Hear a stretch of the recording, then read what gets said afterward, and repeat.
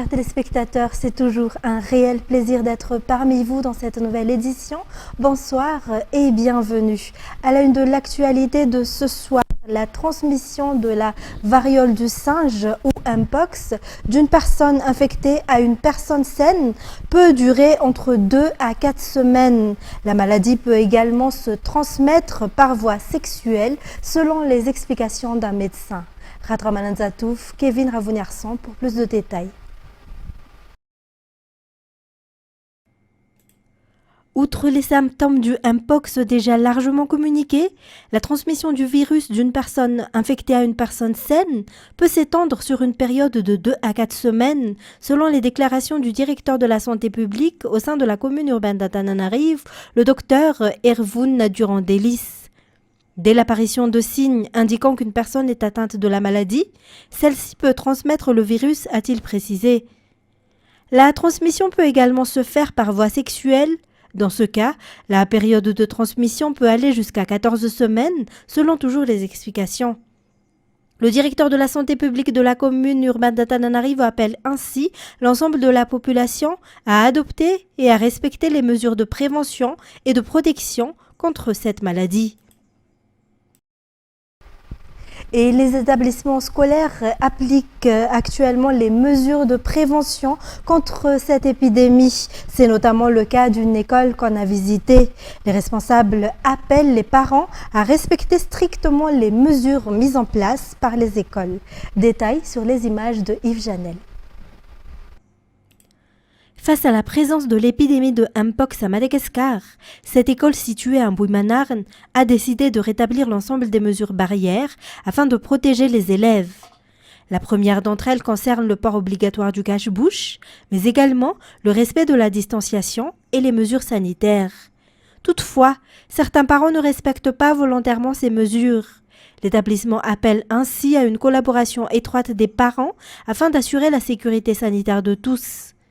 Les parents sont également invités à ne pas envoyer leurs enfants à l'école et à consulter immédiatement un professionnel de santé en cas de symptômes suspects afin de prévenir la propagation de la maladie. Et toujours dans ce contexte, selon le président du GERP et primatologue, le professeur Jonar Atsimbazaf, les interactions entre des personnes asymptomatiques porteuses du virus Mpox et les lémuriens nécessitent une vigilance particulière. À ce jour, 40 maladies pouvant se transmettre entre l'homme et les mammifères, y compris le Mpox, sont recensées. Une propagation du virus pourrait non seulement nuire au tourisme, mais surtout mettre en danger les espèces de lémuriens endémiques à Madagascar. Un reportage signé CN Randirland. La transmission du monkeypox est relativement plus faible entre primates ou entre mammifères comme l'homme et les lémuriens, explique le professeur Jonar Atsimbazaf, spécialiste en primatologie et président du GERP. Les primates se distinguent par leur capacité à allaiter leurs petits, leur position verticale lorsqu'ils sont assis, leurs yeux orientés vers l'avant et leurs 5 doigts par main. À ce jour, aucun cas de monkeypox n'a été détecté chez les lémuriens tels que le makikata, l'ai-ai, l'indri-indri ou le sifak. Le comportement et la santé de ces espèces restent néanmoins vulnérables si une infection survenait, selon toujours le professeur. Un manque de précaution pourrait avoir des conséquences négatives sur l'économie, le tourisme et surtout sur la préservation des primates à Madagascar. Les visiteurs des parcs naturels sont donc fortement incités à respecter strictement les recommandations du ministère de l'Environnement et du Développement durable. Les mesures barrières essentielles à respecter comprennent le passage obligatoire des pieds et des chaussures dans le pédiluve avant d'entrer dans les parcs, le lavage régulier des mains avec du savon ou l'utilisation de gel hydroalcoolique, le port obligatoire de masque facial, l'interdiction de tout contact direct avec les lémuriens. Dans un tout autre sujet, 2 nouveaux décès ont été enregistrés à la suite des fortes pluies survenues à Madagascar, selon le rapport publié ce jour par le BNGRC. Un décès a été signalé à Mourundave à la suite de l'effondrement d'une maison, tandis qu'un autre est dû à une inondation. Le bilan fait ainsi état de 13 personnes décédées depuis le 24 novembre 2025. Le nombre de personnes déplacées s'élève à 2250, soit 527 ménages répartis dans 10 sites d'hébergement, tandis que 116 personnes ont été accueillies par des familles ou des proches. Selon toujours le rapport, 770 habitations ont été inondées, 33 endommagées et 107 autres totalement détruites. En politique, Mikoulou, l'un des étudiants devenu soudainement célèbre durant les mouvements de contestation, a essuyé de vives critiques de la part des utilisateurs de Facebook et de certaines personnes se réclamant comme militants. En effet, sa nomination en tant que nouveau conseiller technique au sein de la primature a suscité de nombreuses réactions. Un édito de Jean-Claude Ranjamalal. La primature s'est dotée d'un nouveau conseiller technique selon les informations.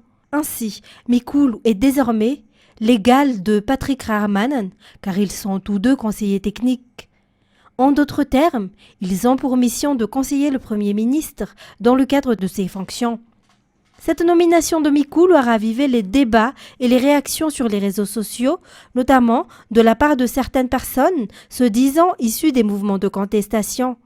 Certains estiment qu'il est encore trop jeune et qu'il manque d'expérience pour occuper un poste aussi sensible de conseiller technique à la primature. D'autres, en revanche, considèrent qu'il serait préférable de lui laisser exercer cette fonction afin qu'il acquiert de l'expérience pour l'avenir. Des voix critiques ont également souligné que la gestion d'un pays n'est ni un jeu ni une affaire d'ado et qu'il est risqué de confier un poste stratégique à une personne dépourvue d'expérience en matière de gestion et de politique. À l'inverse, certains ont pris la défense de Mikoulou, affirmant que les attaques à son encontre relèvent simplement de la jalousie. D'autres encore estiment que Mikoulou, ayant participé au mouvement de contestation, mérite d'accéder à un poste de responsabilité. Une jeune femme proche de Mikoulou a même déclaré « Lorsqu'on offre une place, c'est aussi un don, et un bon chrétien refuse pas un cadeau. » La question se pose, s'agit-il réellement d'un don ou d'un cadeau, ou bien d'une lourde responsabilité pour la nation ? Cette situation reflète-t-elle véritablement un changement de système au sein de la primature ? Ce qui est constaté jusqu'à présent, c'est que la majorité des acteurs politiques qui critiquaient vivement l'ancien régime ont obtenu des postes, tout comme certains jeunes qui se sont démarqués et ont fait le buzz lors des mouvements de la génération Z. Reste à savoir qui sera le prochain à être nommé et à quel poste dans les jours à venir. Un homme arrêté par la police à Ivange le 6 janvier dernier est actuellement placé en garde à vue pour les besoins de l'enquête en attendant sa présentation devant le parquet. Ses complices qui ont réussi à prendre la fuite sont toujours activement recherchés. L'individu projetait de commettre un cambriolage. Des outils utilisés pour ce faire ayant été retrouvés en sa possession lors de la fouille. Felana Rakutarsoul. Le cambrioleur, interpellé par la police à Ivange dans la nuit du 6 janvier, est toujours retenu pour les besoins de l'enquête. Ses complices, qui ont réussi à s'échapper, font actuellement l'objet de recherches. Selon les informations, les policiers ont croisé 3 individus lors d'une patrouille dans une ruelle dans la nuit du 6 janvier. À la vue des forces de l'ordre, les suspects ont immédiatement pris la fuite, entraînant une course-poursuite qui a permis l'interpellation de l'un d'entre eux, tandis que les autres se sont échappés. Lors de la fouille du suspect arrêté, un masque, des outils servant à couper le métal, ainsi qu'un couteau ont été découverts en sa possession.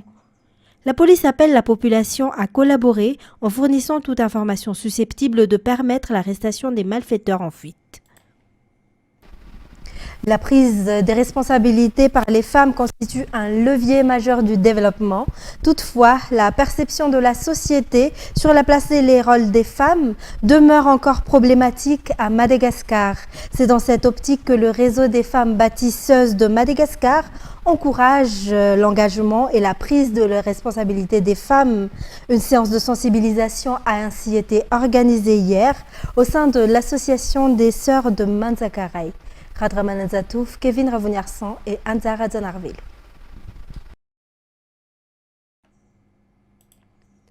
La sous-valorisation des femmes est devenue une mentalité profondément ancrée au sein de la société malagasy. Pourtant, les femmes malagasy sont compétentes, affirmées et contribuent activement au développement dans divers secteurs, souligne le réseau des femmes bâtisseuses de Madagascar. En raison de cette perception sociale persistante, les femmes restent souvent dans l'ombre malgré les responsabilités qu'elles assument. Face à cette situation, l'association encourage les femmes à oser s'affirmer et à prendre des responsabilités afin de casser progressivement ces stéréotypes. Pour les soutenir, des formations de proximité sont mises en place, notamment au bénéfice des femmes en situation de vulnérabilité à Manzakaray. Ces formations se sont déroulées au sein de l'association des sœurs. Outre les formations, l'association a également offert du matériel et des livres. L'objectif est de renforcer la confiance et la détermination des femmes à s'engager et à assumer des responsabilités dans tous les domaines de la vie sociale et professionnelle. Côté sport, des rencontres de haute intensité sont attendues lors des quarts de finale de la Coupe d'Afrique des Nations 2025 qui se déroule actuellement au Maroc. Seules les équipes ayant terminé à la première ou à la deuxième place de leur groupe respectif ont réussi à se qualifier pour cette étape de la compétition. Les quarts débuteront demain, vendredi 9 janvier. Anzara Zanarvel nous en dit plus. Les quarts de finale de la CAN 2025 au Maroc mettront aux prises les équipes les plus en vue du foot africain. Toutes les équipes qualifiées se sont illustrées lors de la phase de groupe. 6 d'entre elles ont terminé en tête de leur groupe respectif. Le premier quart, prévu demain à 19h, opposera le Mali au Sénégal. Le Sénégal, classé premier du groupe D avec 2 victoires et un match nul, avait remporté son match dès les huitièmes de finale par 3-1 face au Soudan. Le Mali, deuxième du groupe A eu un parcours plus difficile, terminant avec 3 matchs nuls. En huitième de finale, le Mali a battu la Tunisie au tir au but 3-2 après un match nul 1-1. Le second quart de finale, prévu demain à 22h, mettra aux prises le Cameroun et le Maroc, pays hôtes. Le Maroc a terminé premier du groupe A avec 2 victoires et un match nul, puis a battu la Tanzanie par 1-0 en huitième de finale. Le Cameroun, classé deuxième du groupe F avec 7 points, a remporté son match dès le huitième de finale par 2-1 face à l'Afrique du Sud. Les 2 autres quarts se joueront le samedi 10 janvier à 19h, Algérie contre le Nigeria, et à 22h, Égypte contre la Côte d'Ivoire. Et on poursuit avec les actualités internationales. Les États-Unis ont annoncé la saisie de 2 navires battant pavillon russe. Le premier dans l'Atlantique Nord, puis peu après, un second naviguant en mer des Caraïbes. France 24. Ces images fournies par le département de la sécurité intérieure américaine montrent le moment où le Sophia est arraisonné. Selon les autorités américaines, le navire opérait dans les eaux internationales et menait des activités illégales dans la mer des Caraïbes. Les gardes-côtes ont pour mission de l'escorter vers les États-Unis pour qu'il y soit immobilisé. D'après le chef de la diplomatie américaine, Caracas coopère avec Washington au sujet de ce pétrolier. Vous savez ce que demande le gouvernement de transition vénézuélien? Que le pétrole qui a été saisi fasse partie de cet accord. Ils ont bien compris que s'ils veulent vendre leur pétrole et générer des revenus sans risquer l'effondrement économique, il faut qu'ils coopèrent avec les États-Unis. Autre pétrolier sous sanction, le Belawan, qui se trouvait ce mercredi matin dans la zone économique exclusive de l'Islande. Il a lui aussi été rattrapé par la patrouille. La chaîne Russia Today diffuse ces images visiblement filmées par un membre de l'équipage du tanker au moment où il est approché par les agents américains. Récemment, le Belawan s'était refait une virginité en se rebaptisant Marinera et en battant pavillon russe. Il était poursuivi depuis plusieurs jours par Washington dans le cadre de son blocus contre des pétroliers liés au Venezuela. Nous constatons que le navire a été escorté par des bâtiments militaires russes. Nous savons également que les autorités américaines ont tenté de l'arraisonner au début du mois dernier, après le blocus total annoncé par le président Trump le 16 décembre.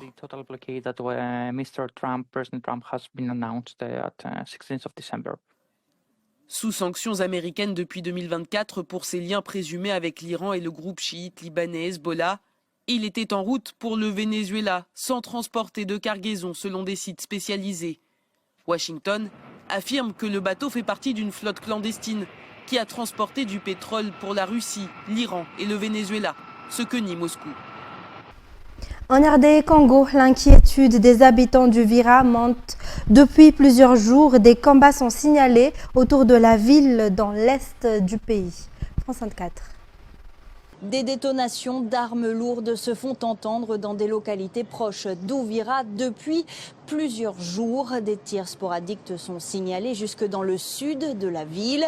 Les rebelles de la FCM 23 ont pris le contrôle d'Uvira mi-décembre. Puis, sous pression américaine, ils avaient annoncé leur retrait de la ville. Le gouvernement congolais, lui, remet en cause ce retrait. Une situation confuse qui inquiète les habitants d'Uvira. Ces détonations vraiment et les coups de balles que nous attendons, c'est comme hier, toute la nuit, vraiment ça n'a pas été facile, mais Dieu merci on est là, mais cette situation vraiment nous place dans une psychose totale. Je veux que mes enfants aillent à l'école, mais la situation n'est pas rassurante. Ils restent à la maison car ça tire tous les jours à Uvira. J'ai peur d'envoyer mes enfants à l'école, car si la situation se détériore, ils seront coincés. Nous sommes partis de Kigongo pour venir nous mettre à l'abri. Tout ce qu'on demande, c'est la paix. On veut retourner chez nous. Mais là où nous sommes, ça tire de partout. On n'est pas en sécurité. La situation sécuritaire s'est détériorée dans l'est de la RDC malgré la signature des accords de paix de Washington début décembre. Alors selon le dernier rapport des experts des Nations Unies publié mardi, les rebelles de la FCM 23 soutenus par des troupes rwandaises ont continué leur expansion territoriale pour s'assurer du contrôle d'axes stratégiques et de zones minières, notamment dans les territoires de Massissi, Lubero et Walikale. En quête de calme et d'anonymat, Brigitte Bardot se réfugie à Buzios en 1964. C'est dans ce petit village perdu et inconnu que j'ai été le plus heureuse, écrivait-elle en 2014 dans une lettre envoyée à un festival de cinéma de la localité. France 24. Hola, este es el cuarto de Brigitte. Da igual como ella lo dejó.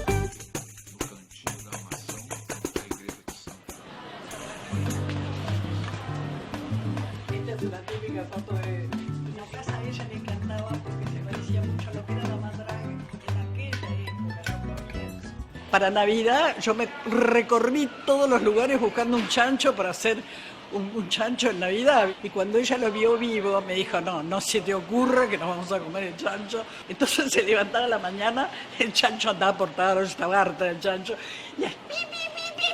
Y con el chancho como si fuera directamente alguien de la familia. ¿Sabés lo que más le gustaba a Brigitte? Que como no había cine, era una rubia linda, pero nadie sabía ni que era famosa, ni que era un super símbolo, sex symbol, de eso no sabían nada.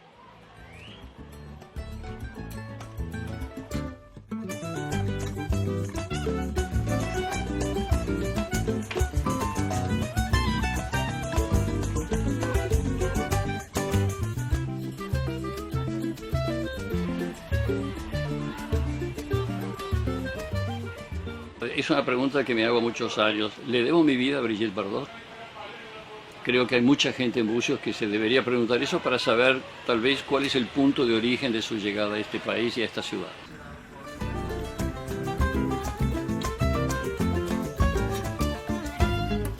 Feliz de poder fazer uma Brigitte. Ela não gostou muito, ela reclamou depois, porque disse que ninguém pediu licença para ela, e de fato ela tem toda a razão. não foi pedido, mas também ela veio a Búzios, botou Búzios no mapa, eu podia ter entendido que...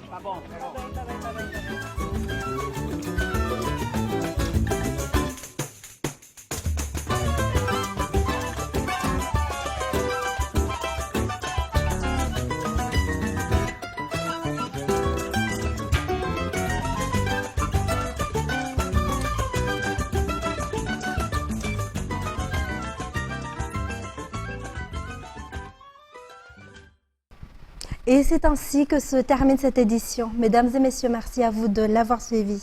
Au revoir et bonne continuation sur Viva.